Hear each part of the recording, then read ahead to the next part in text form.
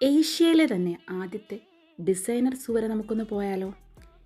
ഇത് ഒരുക്കിയിരിക്കുന്നത് ഏകദേശം ഒരു 350 ഏക്കറിലാണ്.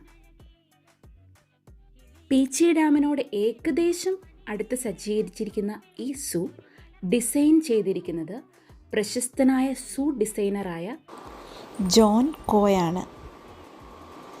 ഇനി നമുക്ക് സൂവിൻ്റെ അകത്തെ വിശേഷങ്ങളിലേക്ക് കടക്കാം. ഇതാണ് ഇവിടുത്തെ ടിക്കറ്റ് കൗണ്ടർ. നമുക്ക് രണ്ട് രീതിയിൽ ടിക്കറ്റ് എടുക്കാം.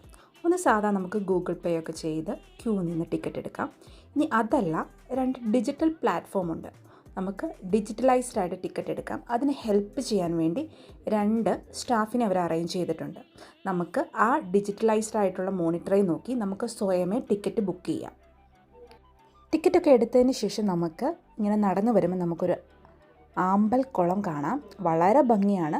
നമ്മൾ ഈ വീഡിയോയിൽ കാണുന്നതിനേക്കാളും നല്ല ഭംഗിയാണ്.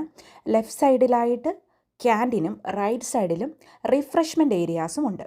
ഞങ്ങൾ ഈ ക്യാൻറ്റീനിലെ ഫുഡ് തന്നെയാണ് കഴിച്ചത്. വളരെ ടേസ്റ്റുള്ള, വളരെ ചീപ്പ് റേറ്റിലുള്ള ഫുഡാണ്. പക്ഷേ നല്ല ടേസ്റ്റാണ്. ഒരു നെഗറ്റീവും പറയാനില്ല. ഞങ്ങൾ ഫുഡൊക്കെ കഴിച്ചു.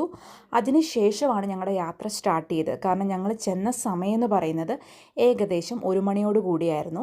ഞങ്ങൾ ഫുഡ് കഴിച്ചതിന് ശേഷം പുറത്തേക്കിറങ്ങി. ഇവിടെ നല്ല അടിപൊളിയായിട്ട് അറേഞ്ച്മെൻറ്റ് ചെയ്തിട്ടുണ്ട്. അതായത് ഈ ചെടികൾ പല രീതിയിൽ വെട്ടി നിർത്തി അടിപൊളിയായിട്ട് വെച്ചിട്ടുണ്ട്. നമുക്ക് മുതലക്കുളം വരെ ഒന്ന് പോവാം.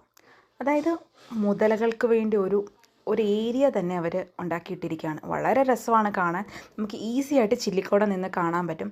പക്ഷേ നമുക്കിതിൻ്റെ അകത്ത് ഒന്നും കാണാൻ പറ്റിയില്ല. ഞങ്ങൾ കുറേ നോക്കി. പക്ഷേ ഇതിപ്പോൾ എൻ്റെ പാർട്ട് 1 വീഡിയോ ആണ്. പാർട്ട് 2 വീഡിയോയിൽ എവിടെയെങ്കിലും ഞാനത് കാണിച്ചു തരും. നമുക്ക് ശരിക്കും കാണാൻ പറ്റും. ഇനി അടുത്തതെന്ന് പറയുന്ന മയിലാണ്. മയിലെന്ന് പറയുന്ന ഒരു രക്ഷയില്ല, അടിപൊളിയായിരുന്നു. അതിങ്ങനെ മയിലിൻ്റെ പീലി വിടർത്താൻ വേണ്ടി വന്നു, എന്നാൽ വിടർത്തിയില്ല.